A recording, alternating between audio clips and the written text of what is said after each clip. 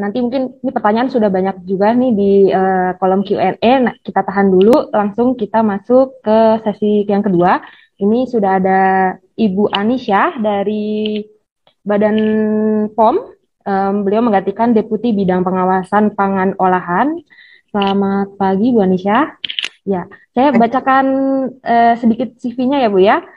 Ibu Anisha menamatkan S1 di bidang farmasi di Universitas Indonesia serta pasca sarjana di IPB. Beliau memulai karir di BPOM pada tahun 2012 dan sebelumnya menangani bagian penilaian pangan khusus dan pangan olahan tertentu. Nah, sejak 2018 beliau menjabat sebagai Direktur Registrasi Pangan Olahan di BPOM. Pada sesi panel ini nanti Bu Anisha akan membahas tentang bagaimana pengawasan obat dan makanan yang berbasis standar dan termasuk madu ini di antaranya. Oke, silahkan Bu Anisha untuk memaparkan materinya. Baik, makasih Bu Caca. Mungkin mengoreksi sedikit, saya di Badan POM dari tahun 99. Oh, baik. Baik. Yang dibaca mungkin posisi jabatan sebagai koordinator ya. Oh iya, betul. Baik, terima kasih Ibu moderator dan yang saya hormati ibu-ibu narasumber yang hadir pada pertemuan yang cukup menarik ya, karena topiknya ini memang saat ini seperti yang Pak Heru sampaikan, begitu menarik untuk masyarakat ketahui. Baik, bismillahirrahmanirrahim. Assalamualaikum warahmatullahi wabarakatuh. Selamat pagi, salam sejahtera untuk kita semua. Sebelumnya saya mau tes suara, apakah suara saya terdengar dengan jelas? Baik. Jelas banget, Bu. Ya, saya izin share screen dulu ya untuk materinya. Apakah sudah terlihat ya? Sudah, Bu, sudah tayang. Sudah. Ya. Baik.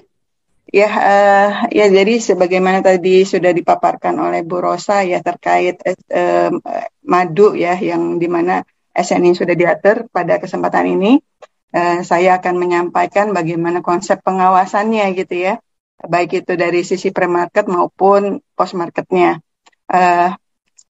Saya akan menyampaikan beberapa poin penting dalam hal ini. Bentar, saya slideshow dulu. Ya, akan saya memberi gambaran tentang bagaimana posisi regulasi, walaupun tadi dari sisi SNI sudah dipaparkan oleh Bu Rosa, tapi saya akan coba menggalinya dari sisi yang lain, Bu, kaitannya ke pre-market evaluasi dan sebagainya ya. Dan juga penjelasan tentang pemalsuan pangan, khususnya di madu nih, karena memang marak sekali saat ini gitu ya, potensi terjadinya, karena demand yang cukup tinggi gitu ya, sehingga menggoda sebagian besar orang untuk melakukan pemalsuan. Juga nanti tindak lanjut pengawasannya seperti apa yang umumnya dilakukan oleh Badan POM.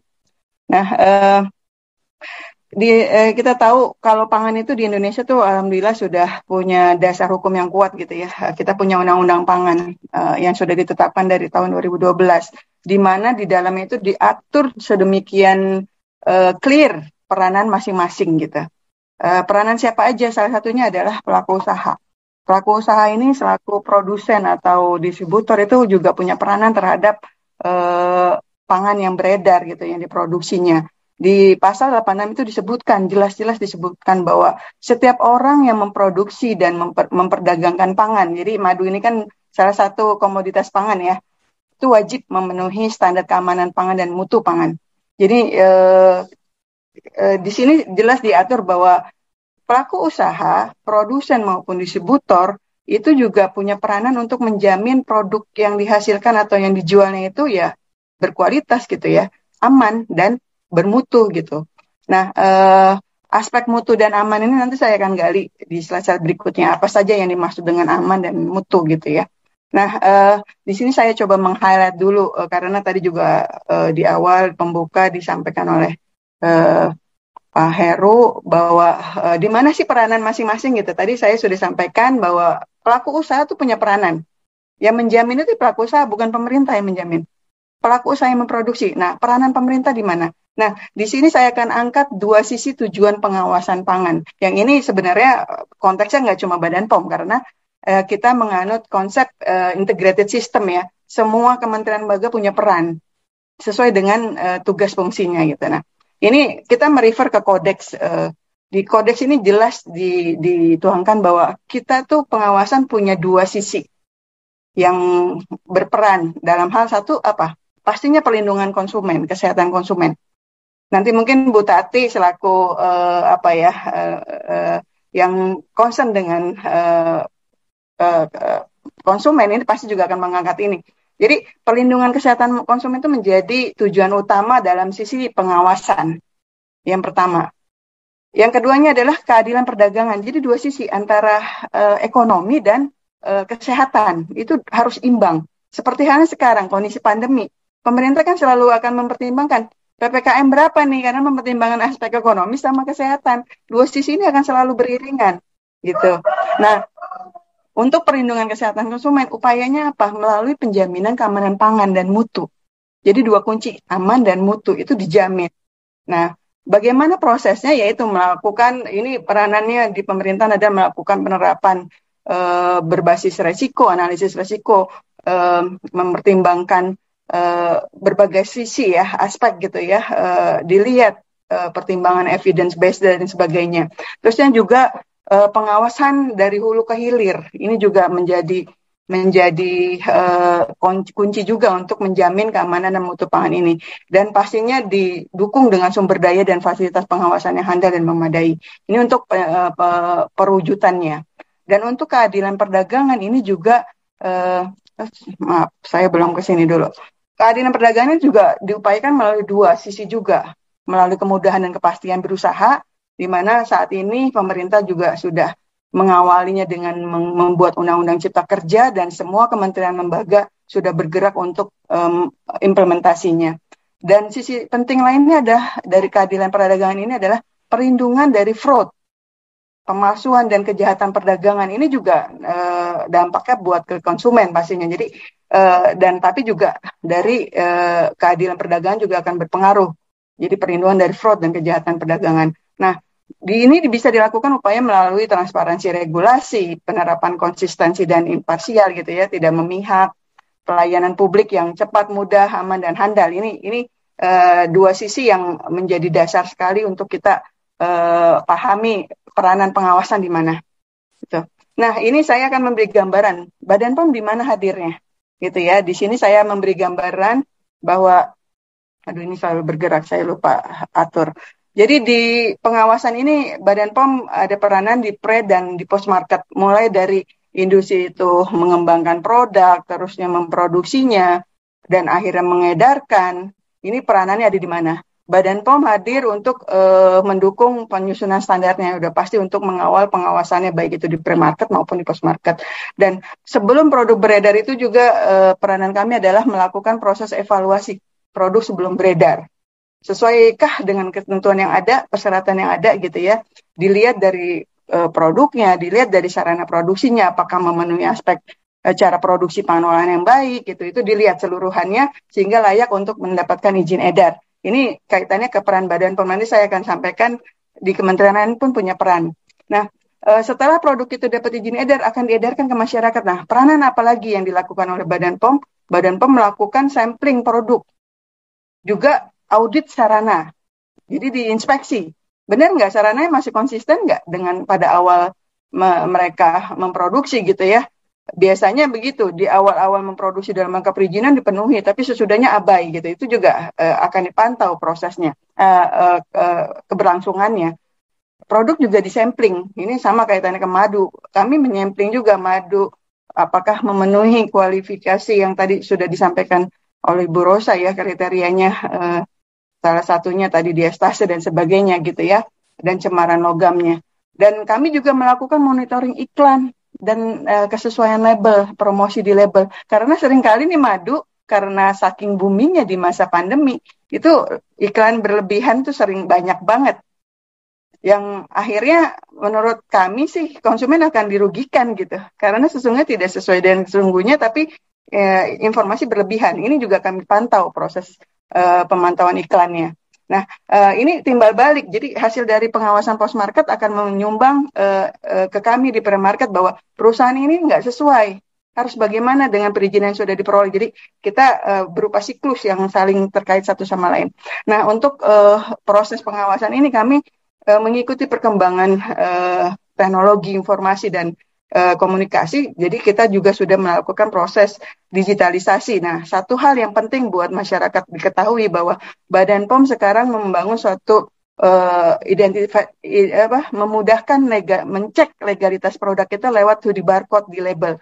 Jadi ini saya bicara konteks secara umum dulu bahwa kalau Bapak Ibu membeli produk, ada 2D barcode di dalamnya. Kalau di-scan dengan BPOM mobile Badan POM, itu akan langsung kedetek ini legal apa tidak.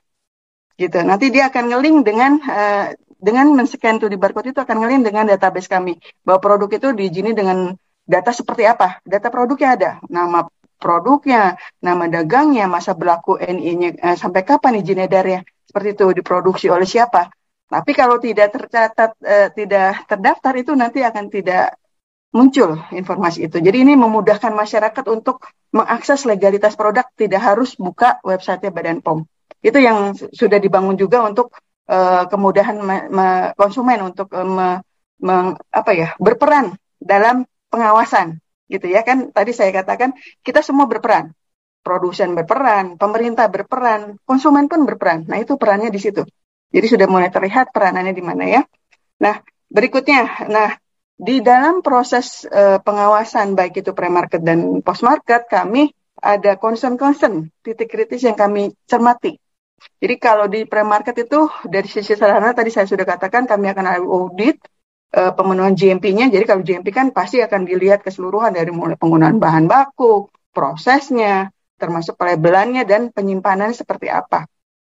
Nah, untuk produknya sendiri kami akan lihat kesesuaian produknya, jenis pangannya, spek yang digunakan, potensi penggunaan bahan tambahan pangan, karena kita tahu bahan tambahan pangan itu sesuatu yang bukan dilarang, tapi diizinkan dengan batasan. Ini kita cermati juga. Nah, untuk madu ini sebenarnya tidak diperkenankan juga untuk menggunakan BTP gitu ya. Nanti saya akan cerita lah kalau madu itu banyak potensi fraude di mana. Termasuk rancangan label. Rancangan labelnya juga kami cermati karena kita tahu label itu menjadi informasi utama yang dibaca konsumen. Kalau labelnya nggak benar, itu akan misleading seterusnya tentang produk itu. Gitu ya, yang tadi kaitannya ke iklan juga, ke label yang berlebihan gitu ya. Ini label kita akan mengacu ke ketentuan peraturan yang berlaku. Gitu. Kami memang punya peranan di situ melakukan evaluasi label. Dilihat selain mutunya tadi, terhadap pemenuhannya terhadap standar.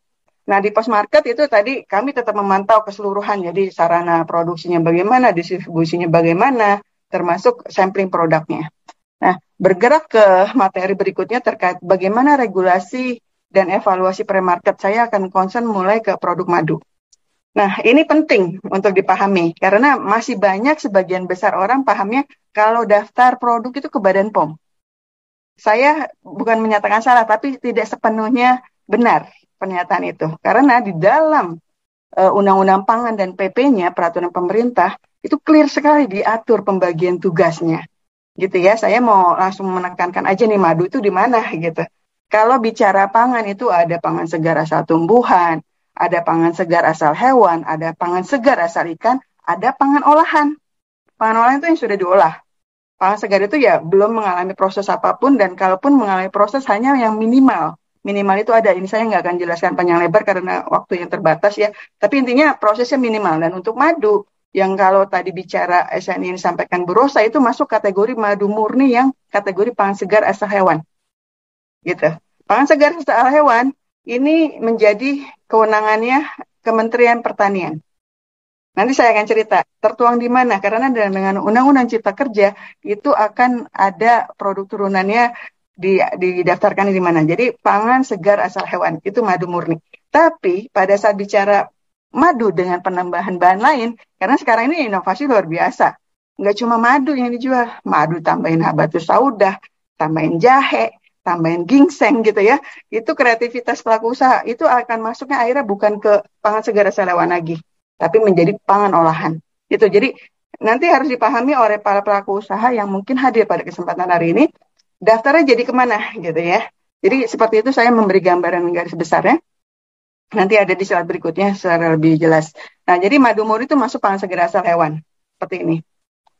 Tuh, nah, saya mau jelasin bahwa pangan segar asal hewan itu menjadi kewenangan Kementerian Pertanian. Mereka sudah membuat peraturan Mentannya sebagai turunan Undang-Undang Cipta Kerja. Kita semua di Kementerian Lembaga punya tugas pada saat Undang-Undang Cipta Kerja diterbitkan, kita semua bikin peraturan yang mengimplementasikannya. Nah, untuk madu itu tertuang di dalam Permentan nomor 15 2021. Masuk KBLI-nya itu pemungutan madu. Dan di dalamnya itu mencakup lingkupnya itu adalah semua pangan segar asal hewan yang dikemas dan diedarkan untuk dijual ke masyarakat. Nah, bentuk ini sebentar ini agak menghalangi. Bentuk perizinannya itu, saya belum sempat ini ya. Bentuk perizinannya itu ada berupa pangan hewan, jadi dia ada perizinan seperti Badan POM, ada MD, produk dalam negeri, dan ML, produk luar negeri. Di sana adalah PHD, pangan asal hewan dalam negeri, dan atau pangan asal hewan luar negeri, PHL. Mereka menyingkatnya seperti itu. Di dalam peraturan ini detail dijelaskan. Jadi bisa di googling ya, dicari tahu lebih dalam lagi. Atau bisa dikonsultasikan dengan teman-teman di Kesmafet ya, di Kementan gitu. Nah, tadi saya sudah sampaikan bahwa kalau madu murni, jadi kewenangannya Kementan. Dalam hal ini Kesmafet yang mengawalnya. Nah, kalau sudah dicampur macam-macam bahan lain, saya memberi gambaran yang terdaftar di Badan POM itu ada juga yang ditambah jahe, lemon, ginseng, temulawak, kurma, habatus sauda gitu ya. Ini didaftarkannya memang jadi pangan olahan gitu. Tidak lagi sebagai pangan asal hewan karena sudah dimodifikasi, sudah ditambah macam-macam gitu. Nah, daftarnya di mana? Nah, tadi merujuk ke penjelasan yang tadi saya nggak menjelaskan detail di awal ya. Pangan olahan itu ada 2 perizinan.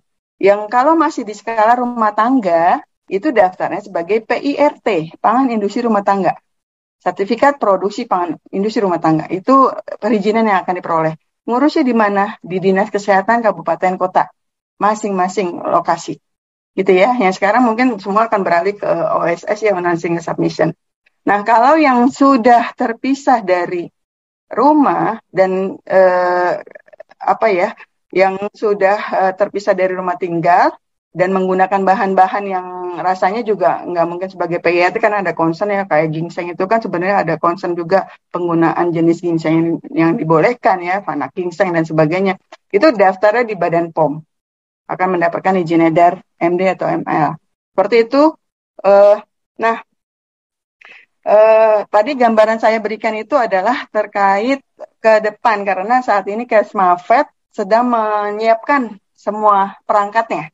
Karena memang mereka baru mulai bergerak pas Undang-Undang Cipta Kerja dituangkan dalam permentannya, dan mereka akhirnya menyiapkan segala sesuatunya untuk menjalankan implementasi peraturan tersebut gitu ya. Jadi saat ini masih banyak produsen madu yang daftarnya di Badan POM sampai menunggu peralihannya ke Kementan. Nah, saya akan mengulas sedikit kalau di Badan POM itu apa yang menjadi concern pada saat izin pre-market gitu ya. Ini kita tahu bahwa amanah untuk punya izin edar itu berlaku memang untuk semua pangan ya. Sebelum diedarkan itu memang harus punya izin. Nah, izinnya tadi kan masing-masing kementerian yang membawahi. Kita masih menganut pre-market, nggak seperti negara maju. Negara maju memang nggak ada pre-market karena memang konsumen di sana juga sudah cukup cerdas-cerdas gitu ya. Mereka keponya tinggi dan kepeduliannya juga tinggi. Nah, kalau kita banyak yang tinggi tapi juga banyak yang nggak paham gitu. Jadi mau nggak mau masih dikawal dengan pre-market evaluasi gitu. Tapi dengan Undang-Undang Cipta Kerja kita banyak relaksasi untuk perizinan. Nah, untuk pangan olahan ini yang kita cermati adalah aspek dari keamanan. Keamanan itu apa sih yang dilihat? Kemungkinan terkontaminasinya dari logam berat gitu ya. Dalam hal ini kalau madu tadi disebutkan ada arsen, ada kadmium gitu ya, ada timbal segala macam, itu aspek keamanan. Selainnya sebenarnya adalah penggunaan BTP, tapi di madu saya cermati karena madu itu juga yang produk yang awet sehingga tidak perlu ada penambahan pengawet segala macam ya, bahan tambahan pangan. Jadi penggunaan BTP saya cek di produk terdaftar cenderung tidak banyak atau hampir tidak ada penggunaan BTP ini. Sedikit kalaupun ada karena banyak pencampuran bahan lain. Ini cermati itu aspek keamanan. Cemaran, baik itu cemaran logam, cemaran mikro gitu ya, sama bahan tambahan pangan. Nah, kalau mutu gimana? Nah, mutu ini kaitannya ke karakteristik dasar. Yang tadi Bu Rosa sudah jelaskan, persyaratan di SNI seperti apa tuh ya, yang dari mulai diastasenya segala macam. Jadi yang karakteristik yang spesifik untuk madu.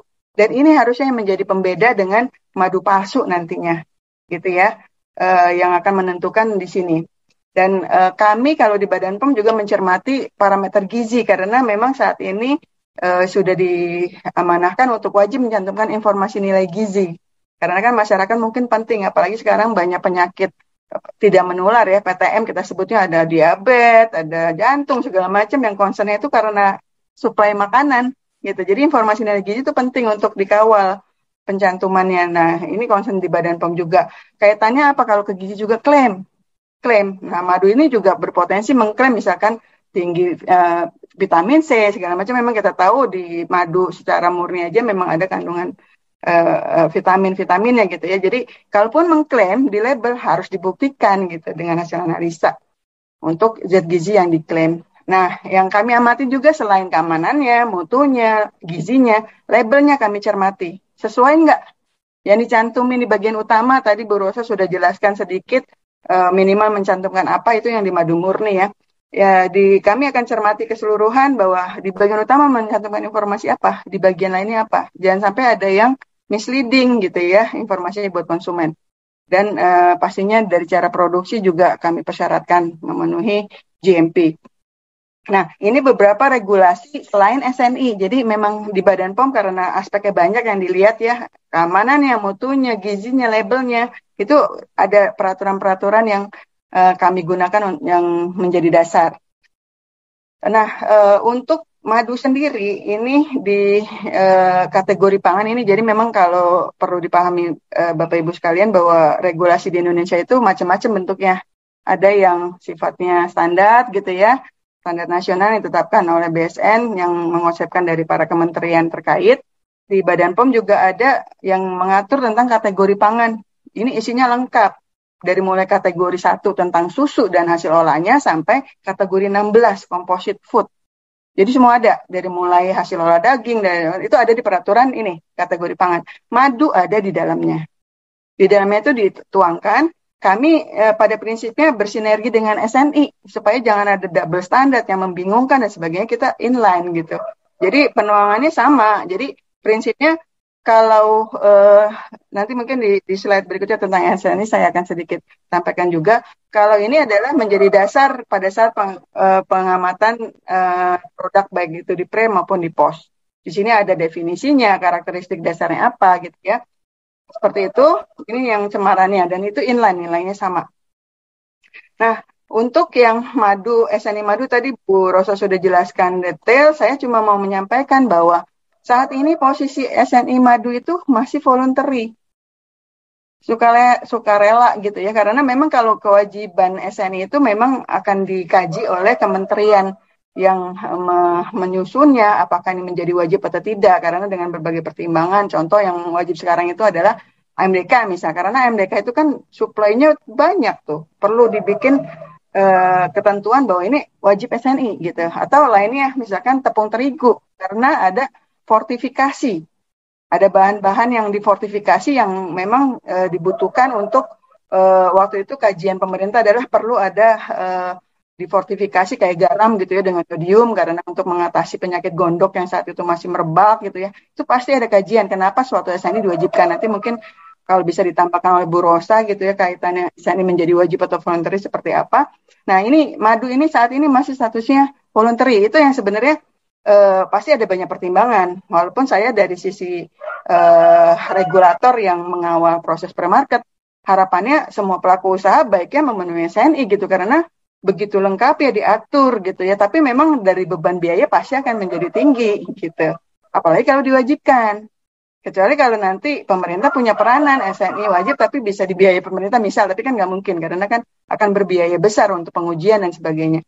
Jadi mungkin pertimbangannya kenapa belum diwajibin salah satu faktor biaya, apalagi madu itu kalau bicara tentang resiko produk, kami di dalam proses registrasi dia masuk resiko rendah. Pertimbangannya apa? Madu itu kan produk yang cenderung stabil, kandungan gulanya yang tinggi sehingga faktor tumbuh mikroba dan sebagainya juga nggak ada, jadi resikonya rendah. Dalam proses registrasinya pun kami di dalam prosesnya notif ke depan dengan Undang Cipta Kerja masuk ke pemenuhan komitmen gitu, di mana pelaku usaha harus memenuhi terhadap standarnya nanti diberi waktu setelah izin keluar gitu ya. Ini sesuai dengan Undang-Undang Cipta Kerja. Jadi itu disayangkan memang SNI-nya masih voluntary, tapi harapannya kalau pelaku usaha punya awareness, kepedulian terhadap produk yang dihasilkan, pasti ini akan diupayakan gitu ya. Ini saya tidak akan mengulang, ini SNI-nya ada memang, dan ini akan menjadi penting untuk pelaku usaha untuk bisa memenuhinya. Registrasi madu itu tadi saya katakan biayanya di Badan POM dia 200.000, tapi kalau masuk ke kategori UMKM itu separohnya 50%, 100.000.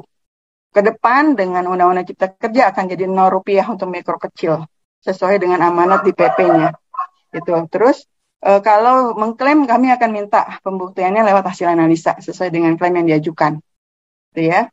Nah, ini produk terdaftar di Badan POM seperti apa untuk produk madu. Jadi untuk madu ini yang terdaftar dari tahun ke tahun trennya terjadi peningkatan. Ini bulan Agustus aja sudah 206. Masih ada sekian bulan lagi ke depan ya. Dari tahun sebelumnya. Mohon maaf Ibu Anisha, ya, waktunya waktu sebentar ya. sudah habis ya. Oh baik, ya Oke. saya akan percepat Mohon aja. Jadi ya, baik, intinya produk terdaftar madu itu memang menunjukkan tren peningkatan dan produk dalam negeri masih dominan daripada impor, tapi beda tipis. Impor banyak loh, madu impor banyak sekali masuk. Jadi rasionya 40-60.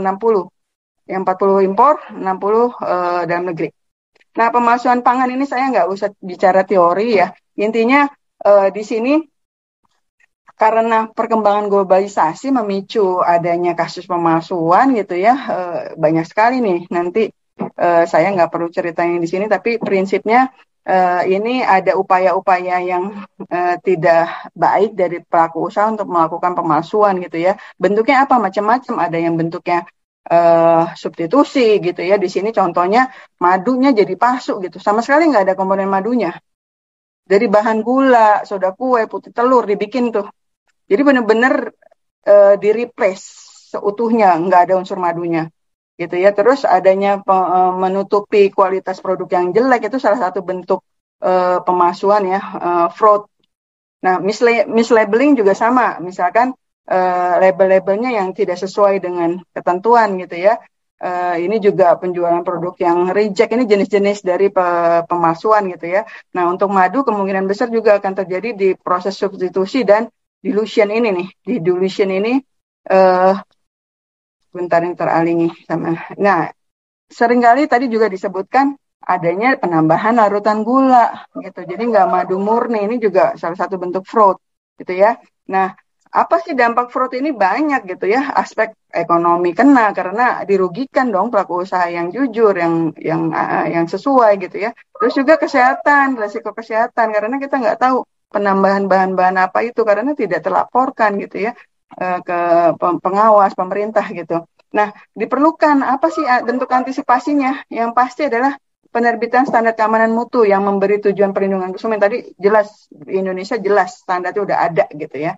Terus ketertelusuran pangan juga penting dilakukan dan pembuktian keasliannya gitu ya, autentikasinya. Nah, ini bentuk-bentuk pemalsuan beritanya udah marak sekali di TV, banyak kita dengarkan. Nah, untuk pembuktian keasliannya ini bagaimana sih gitu ya?